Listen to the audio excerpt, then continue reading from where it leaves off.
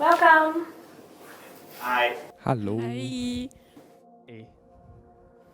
Are you comfortable? Hi. Yes. Yep, we're all I good. am now.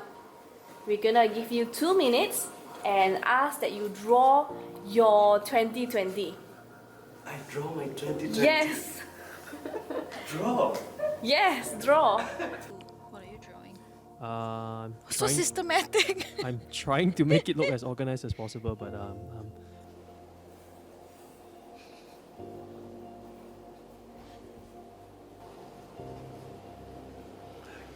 Okay. You're done. 4, 3, 2, 1. wow. So we're gonna ask you one at a time to show us the drawing and describe what you have drawn. So we'll start with Carissa. Can you show us the drawing? Describe what you have drawn and tell us about your 2020. Okay, the sun is actually like some days there are like good days and the rain is like some days there are bad days. For this year, it's like mostly bad because of everything that is happening everywhere. Okay, so we've been praying, my husband and I, not Jian and I.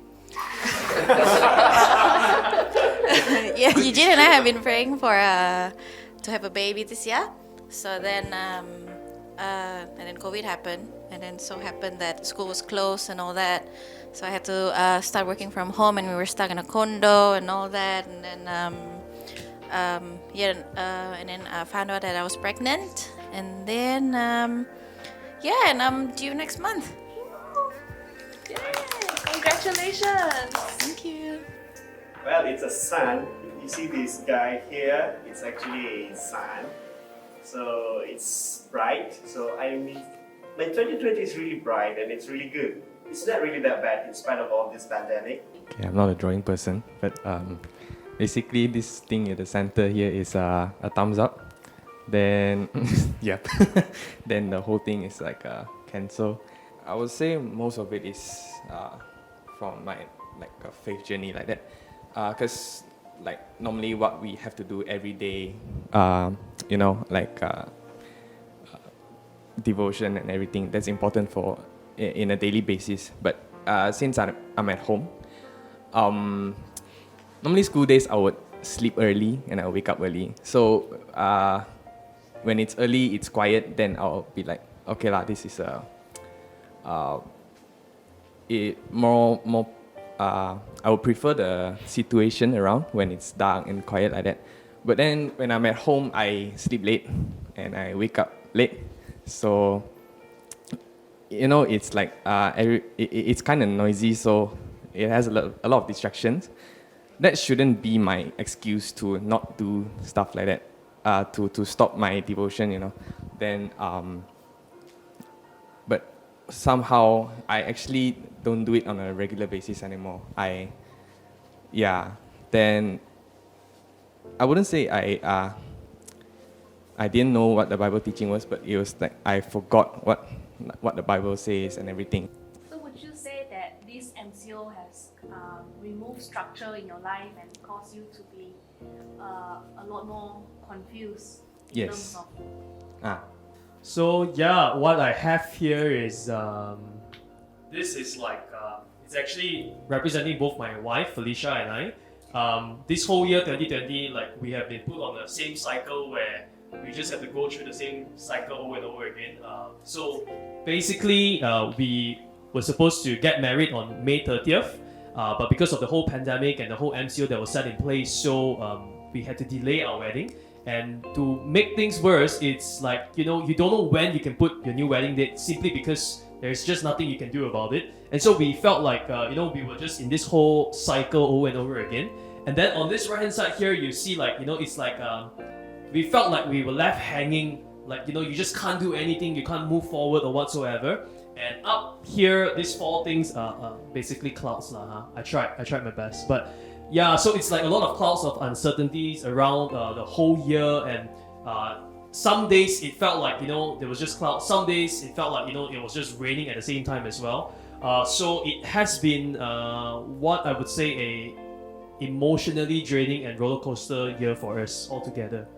That was that. Would you say that that was your lowest low for 2020? Yes, I would say that was my lowest low for 2020.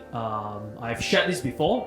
There was one particular night where I was just emotionally really affected, and I actually wanted to just drive off to the highway to just clear my thoughts in the middle of the night at 3 a.m. And it was at that point where I just felt like, like I had it enough. It's like up to the neck right here already.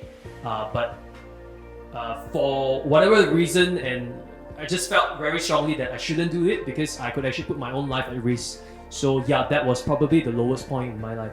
So can you tell us what was your biggest challenge or lowest low for this year? I guess it was like really adapting because I'm not the best person to deal with change, and obviously 2020 there's so much change happened. So yeah, adapting was the biggest challenge, like adapting to work from home, and like, can you imagine teaching from home, like keeping a 5-year-old entertained every day for hours, and then having to deal with the borders being closed and all that. And like, if you know me personally, I would travel like 4 times a year, going back to Jakarta and like visit my parents and all that, but that didn't happen. So then it didn't happen either with the fact that the borders are still closed, and my parents were supposed to be here when I give birth, and they couldn't come. So yeah, How does that make you feel? kind of disappointed in some ways because I like to plan things like to the dot, but it didn't happen. So yeah, kind of disappointed. The most, I would say, challenging really for 2020 is, and I think everybody's also feeling about it, is the job security. Me as a foreigner working here, there's this idea about, am I going to be like let go by my company? As far as my company is concerned, we have just had our quarterly meeting for Q4, and it's really a rosy picture. So they're painting this rosy picture. So I would say I can keep my job at least for 2021. That's at least a good thing for me. Can you tell us a little bit about your wife was supposed to come and be with you this year? Yeah, okay. For my job, I would say I'm okay. But in a personal level, sometime in March, we have a problem in the Philippines, so my wife had to go there, and then the idea was she goes there first, and then I follow. But I think a week or two after that, lockdown was declared in the Philippines. Also here in Malaysia, the CMO was declared because COVID-19 is really real. The threat is always there. There's always this level of anxiety. You're always like, how are they going? How is she now in the Philippines? Is she safe or something? And then we always have this video call almost every night. If we miss, I have to explain, she has to explain as well. So it's been like that. So in a way, we are able to cope whatever the downside of this setup, but we're able to cope, and I think we're okay. Actually, my biggest challenge of my whole year was the time that I got the news that the exam got delayed, and I received like a lot of emails. The fear was actually like, because everything was online, if you accidentally press anything wrong, everything will go like mess up. So the fear, every time I press one thing, I would think a very long time to whether it's correct or not, and whether I got any emails or any emails that accidentally got deleted, that kind. Yeah. So do you feel that you are constantly worrying? Yes, actually, because I wanted to enter into college this year, and everything was like unsure and like don't know what is happening next. Or during the October-November exam, I wasn't sure whether I can go there because it's still pandemic season, and everything was so messed up, and the fear was everywhere. Yeah. So what are you currently doing? Actually, currently I'm doing like I just done my exam, and I started working. Yeah. You are doing your SPM this year, right? Yes. Can you tell me more about that experience? SPM wise, that one not much. I'm just going with what is happening with all the postponed, all the delays and everything. When I heard about the news, I'm like, okay, we just go along with it. So I think I'm okay with that. Yeah. Now that SPM is postponed again, what does that make you feel? Actually nothing much. I just go with whatever has happened lah. How would you say this entire journey has impacted you or changed you? Well, I think if I want to be really honest, it has actually also to some degree revealed my faith in God as well. To say that, when storms hit, it's really easy to say that, I trust God when things are all good and all that. But when you're being put on the spot, when you're in the middle of a storm, it can be a whole different story altogether. With all this restriction and movement, I thought like, wow, this is it. I would be like, I feel like I would be a loner. I don't know really, like, I would be just sitting on my couch, then wake up in the morning and work. Lately, suddenly I find this idea like, maybe I would try sports. I would say every Sunday they play badminton, so I joined them. And also, almost a month, I decided to go for a gym. Suddenly, I find a new things to do. So moving forward, will you continue to do it? Definitely, I will continue playing badminton. I promise to continue going to gym. And I think those are the two main things. I guess I just need to keep an open mind, and like Eugene always told me, like whenever something happened, like God is always there, and like this time wouldn't be an exception. And it's true. I mean, like if you wanna, it's up to you whether you wanna see the situation, whether it's like a cup half full or half empty. But like if I look back and think about it, when I am struggling the most with my pregnancy, like in the first trimester and third trimester, I actually get to work from home. So yeah, there's a blessing in disguise. It has changed me by I was able to have a working experience, and able to learn new things and to bring forward to my future and when I go into college. What would you say is one thing you can take away from this year moving forward?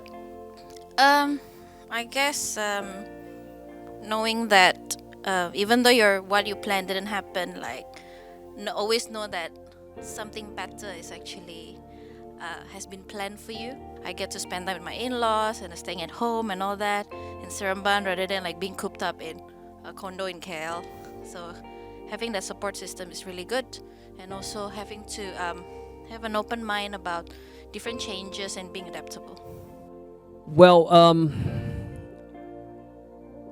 basically is to just relinquish control altogether and say that there are some things that I just need to surrender to God, and if it's not within your control, then I just have to let go, basically. And of course, at the end of the day, 2020 has also actually revealed to both my wife and I that the thing that actually got us through this year was actually the tremendous amount of support, prayers, and encouragement from church members, from friends. I think without that, it's really hard. So we are just really grateful for good friends and family members. Know how to live in a pandemic first, and experience new things, and there is more in the future, and never know what will happen, and go for it and trust in God that He will guide us and will protect us throughout this season. Even though there are distractions and everything, I still have to keep my priorities. One last question. Moving forward into 2021, what do you have to look forward to?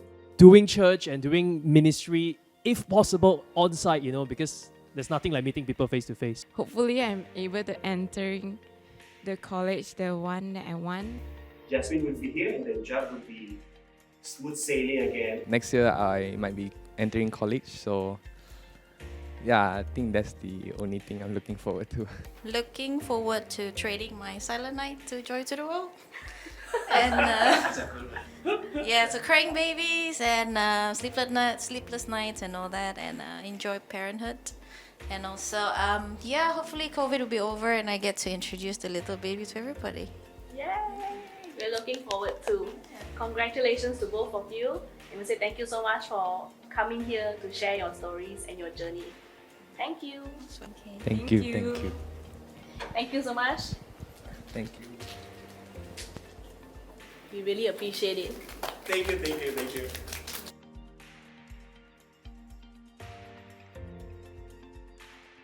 2020 has been different things to different people. Yeah, definitely. There's been so many ups and downs, mountain experiences and valley experiences. Sunny, rainy. Yeah, Can you go and back to sunny?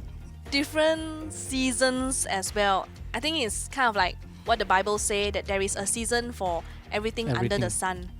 Yeah, but what I find assuring is the idea that God has promised that He is near and that He will be present in every season, in Yeah. every moment, whether it's a good moment or bad moment, He will be there. He said we can be certain that in the times of uncertainty, He is certain. Right. Yeah, He is certain. Right. And we feel that God is surely not finished with us yet. There's still a journey for us to go Yes, along. there is Yeah. plenty ahead to look forward to. Yeah. So year 2020 is a wild ride for many of us. It can be good, it can be bad, it can be disappointing, it can be hopeful. But definitely I would say there's a lot of, it's very disruptive. We can't plan what is ahead. And that is our year 2020. But nonetheless, it is still part of our story, it's our journey. And it's something that we want to take home because it makes us who we are. It's kind of like when we grew up and there's a lot of childhood pains Yeah. and childhood hurts and things we wish it never happened or happened differently. But because we grew from that, we've processed that and learned from that, it has made us who we are today. Yes, correct. Especially those are bad experience. Right. Yeah. And so I think that even this 2020 is part of our story today, and it will be part of our story moving forward. And it's not just what we go through, but what we intentionally learn from it. Right. Yeah, if not, we are just going through the year, going through the motion, and we are not getting something out of it. We want to challenge you. Don't cancel out 2020. Instead, evaluate it, embrace it. We want to hear from you and your 2020 story. Yes. So, will you share it with us down below in a comment section? Yeah. And like, share, and subscribe this Subscribe. video. See you Alright. in the next episode. See you.